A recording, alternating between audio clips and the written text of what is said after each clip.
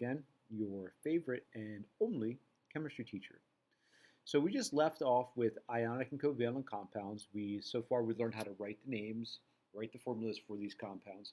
And now what we're going to do is we're going to move into another realm of chemistry where we actually take these names, these compounds, these formulas, and we write balanced chemical reactions for them. So we're going to learn how to balance chemical reactions.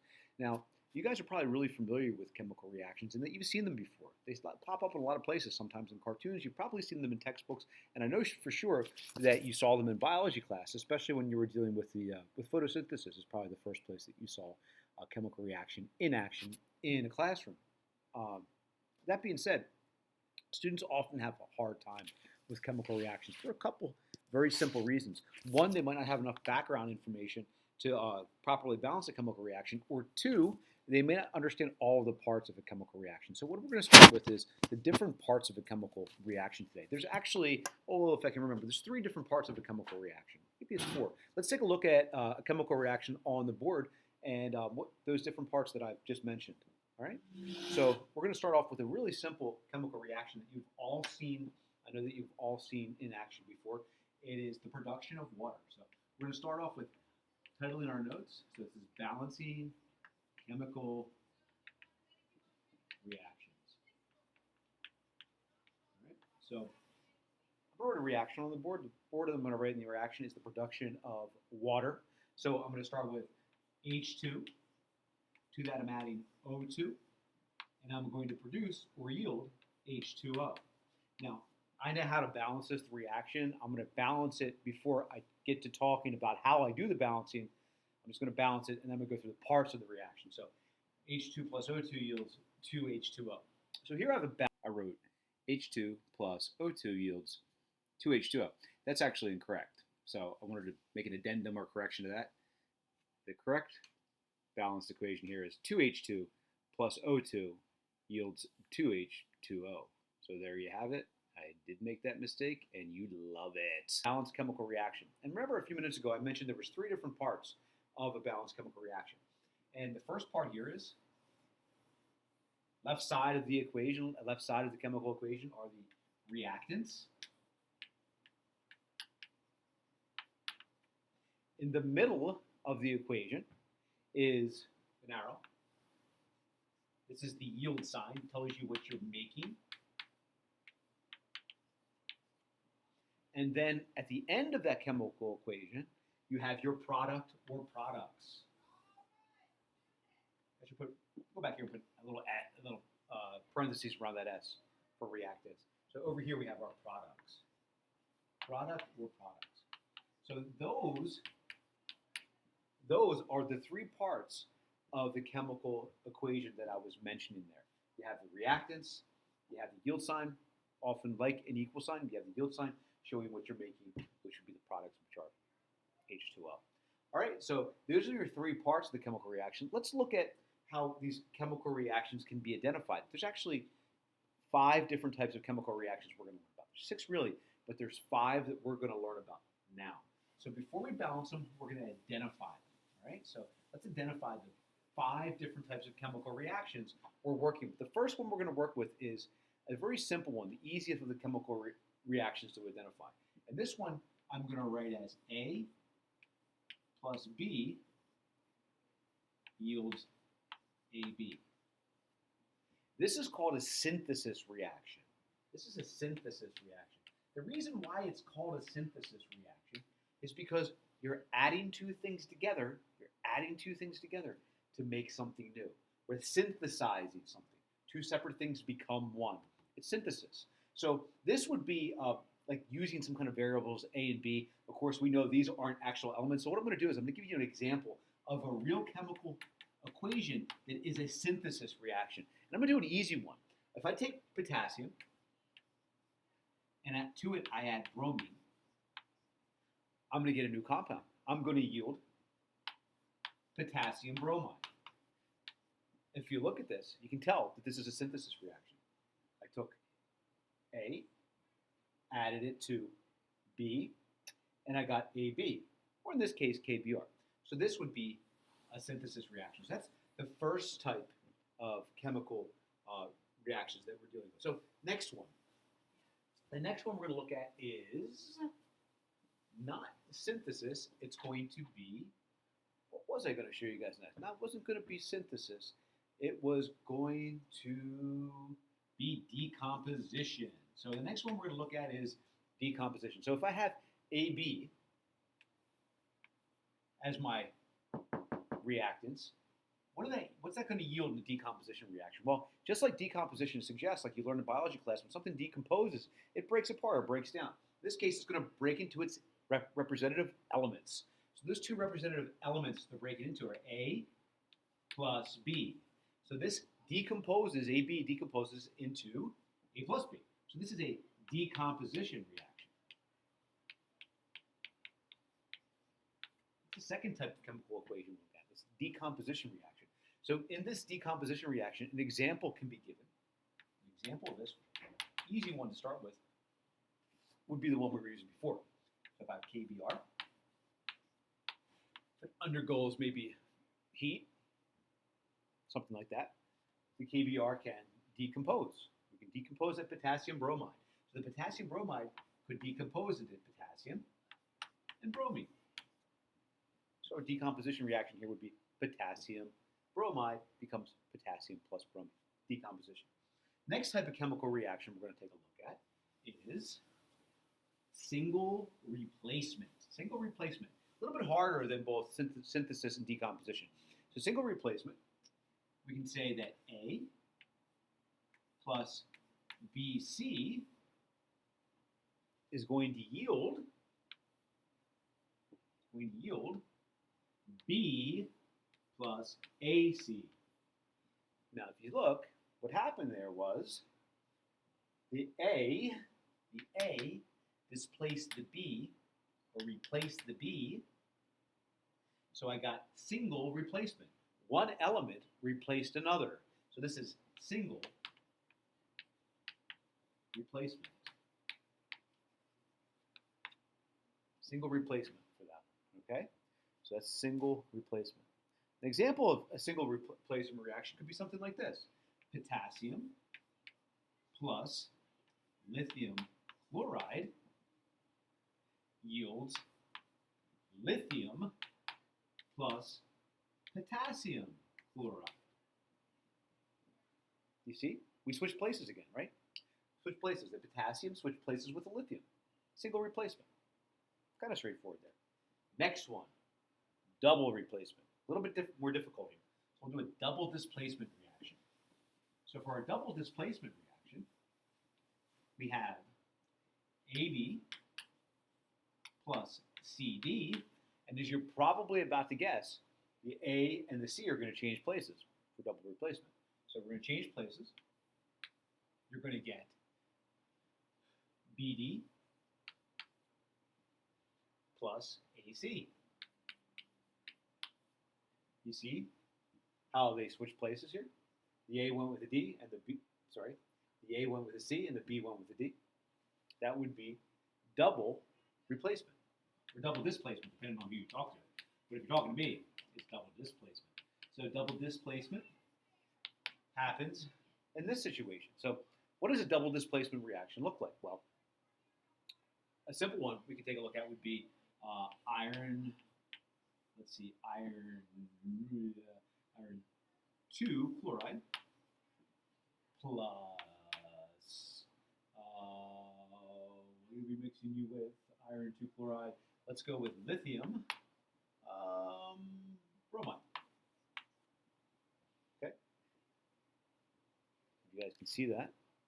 We're going to undergo double replacement. And by the way, the metal is going to always go with a non-metal. We're never going to have two non-metals together. We're never going to have two non-metals together. We're never going to have two metals together. All right? So here we go. Metal go with a non-metal. Metal is going to go with a non-metal. Metal always comes first too, by the way. So here we go. So you're going to yield Fe, right? Br2 and lithium LiCl. Okay? So I'm going to balance this chemical reaction. Well, to balance it now because it might just confuse you. But you can see that we did a double displacement reaction here, right? Our iron went with our bromine. Our lithium went with our chloride. We got lithium chloride all the way over there. So just to be clear, this is not a balanced chemical reaction. I know that. But since we're just talking about the different types of reactions, I thought we'd leave it unbalanced so you could see the double displacement reaction in action. Believe me, I want to balance this sucker because I'm not comfortable with an unbalanced chemical reaction. It just doesn't make me comfortable. But we're going to get to that later. So for now, we should just know what double displacement is. All right. So we're going to move on from double displacement, and we're going to talk about combustion next. Combustion is a tricky one. Not only is it tricky to identify, oftentimes it's confused as double displacement, sometimes as decomposition. Not only is it tricky to identify, but it's really tricky to balance. Once we get into balancing these, you might have a problem. I know I do still. So the next one is decomposition. So I'm not going to use variables to show combustion. The next one is combustion. I'm not going to use variables to show combustion. Instead, I'm actually just going to show a combustion reaction. So the very common combustion reaction is H2 plus O2 yields H2O. And this is combustion. So the reason why it's combustion is, well, it's pretty simple. Oxygen as a reactant, water as a product, okay? So combustion has O2 as reactant and water, H2O, as a product, okay? So that is combustion. Now, another form of combustion, another reaction that I'm going to try hard not to balance in front of you is methane with oxygen. So here's another example of a combustion reaction. So a second example of combustion. So we have methane, CH4, plus O2 yields CO2 plus H2O. Again, right? Oxygen as a reactant, water as a product, oxygen as a reactant, water as a product, and guess what you got? A combustion reaction. Oxygen reactant, water product equals combustion. So those are your 5 types of chemical reactions. The next thing I'm going to talk about is actually how to balance some chemical reactions. So this part can be really difficult for students, but I'm going to go through about 3 problems. Maybe you'll start to catch the hang of it. The best way to do it, though, is to practice, practice, practice, practice. So we'll start off with some examples for me, and then we're going to move into you guys practicing on your own. So give me about 8 or 10 more minutes, and we'll get into this, okay? So the first one we're going to work on, is N2 plus H2 yields NH3. So nitrogen plus hydrogen yields ammonia, right? So in this example, I have 2 nitrogens, 2 hydrogens, 1 nitrogen, 3 hydrogens. This does not follow the law of conservation of mass. All elements need to be the same on both sides. All of them, okay? And there's a special way we go about being sure that our elements are equal on both sides. We can't break some of the laws as we go. So let's take a look at this. The first thing that I do when I first teach people how to do this is I divide the equation in half, right down the middle, right? Take that yield sign, split it up. Then I'm going to take a tally of how many of each element I have on each side. In this instance, I have N equal 2, H equal 2.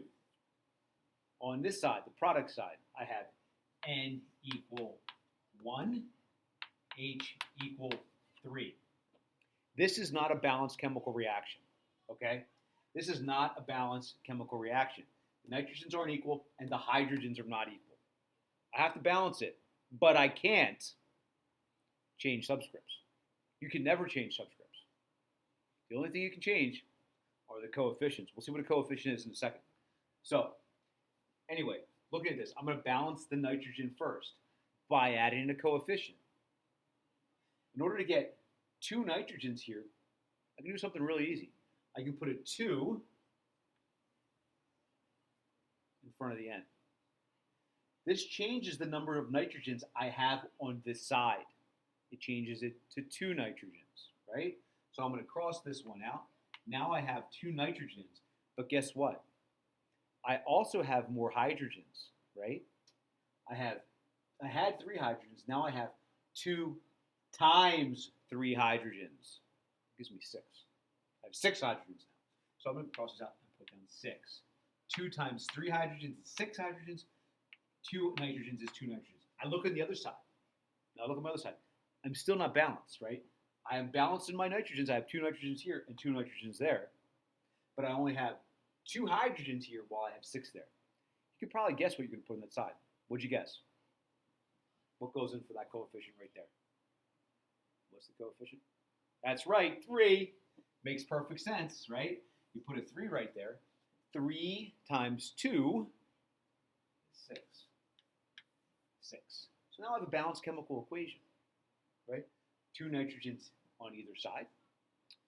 6 hydrogens on either side. Balanced. Easy peasy on this one. However, one thing you need to remember is that you can never, ever, ever, ever, ever change the subscript. Because if you change subscripts, you're going to get the answer wrong.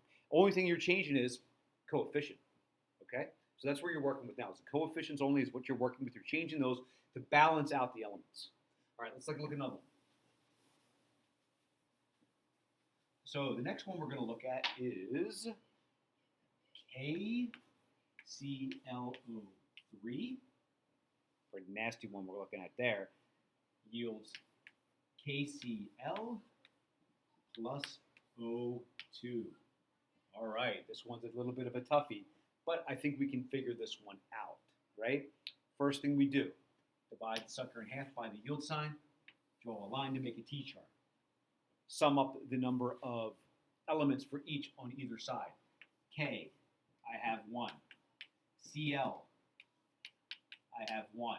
O, I have 3. Reactant side, 1K, 1Cl, 3 Os. Product side, K, 1. Cl, 1. O, I have 2. Yo, I have 2. So this is tricky when we first see this one, right? What are we going to have to do here? Well, the first thing I'm going to try to do is I'm going to try to balance the oxygen. Okay, I'm going to try to balance the oxygen here. Now, when I look at this, I know that the least common multiple between 2 and 3 is 6. So, what I want to do here is I'm going to make this 3 even by multiplying by 2. 2 times 3 is 6. I put a 2 over here. Let's see what happens. 2 times 3 is 6. I now have 6 oxygens. Here I have 2 Cls. 2 Cls. And I have 2 Ks. 2 Ks. I look at my other side. I'm not in balance. Easy to balance the KCl though. I have 2 Ks and 2 Cls, so I just put a 2 in front. Now I have 2 Ks. I have 2 Cls. And my oxygens are out of balance. I have 6 oxygens here and 2 here. But, fortunately for me, 2 goes into 6 3 times, or the least common multiple between 2 and 3 is 6. So, all I got to do is multiply by 3 here. 3 times 2 is 6. Now look, balanced chemical reaction. Remember, the only thing I changed here were the coefficients, never the subscripts. Never change the subscripts. Only change the coefficients, okay? Just like a dance. I'm not a very good dancer, but that would be just like the dance that I would do if I could do a dance for you on subscripts and coefficients. Balancing chemical equations. One more example, then I'm going to shut up, okay? Last example, and then you guys are going to try it on your own. This video is running a little longer than I wanted it to run, but one more, here we go. And we are going to do NaCl plus F2 yields NaF plus Cl2. What do we do first? Well, you guys know already. You draw a T-chart. Very good. Drawing my T-chart. Yes, you split it right down the middle. Next, we're going to take a look at the elements we have. We're going to sum up our elements. First on the reactant side. Na equal 1. Cl equal 1. F equal 2. Fluorine equal 2, I should say. F equal 2. Other side. Na equal 1. F equal 1. Cl equal 2. Are we in balance? Yes, yes, yes, yes. Wait, sorry. No, no, CLs are not balanced. Fs are not balanced. So let's pick which one I'm going to do first. Well, I'm going to do the NaCl first. So I'm going to put a 2 here. Change my coefficient on my subscript. 2 NaCl gives me 2 Nas, 2 Cls. Now if you look, my Cls are balanced. My Nas are not. My Fs aren't. But if I come back over here and drop a 2 in front of the NaF, I got 2 Nas, 2 Fs, 2 Cl2s. Now as I go through, are the Nas balanced? Yes. Are the Cls balanced? Yes. Are the Fs balanced? Yes. What didn't I do? Change the subscripts. Don't change the subscripts. And you'll never make a mistake if you're careful. Okay? That's all I have to say about that. Longer than I wanted it to be, and I will shut up for you guys for now. Peace out.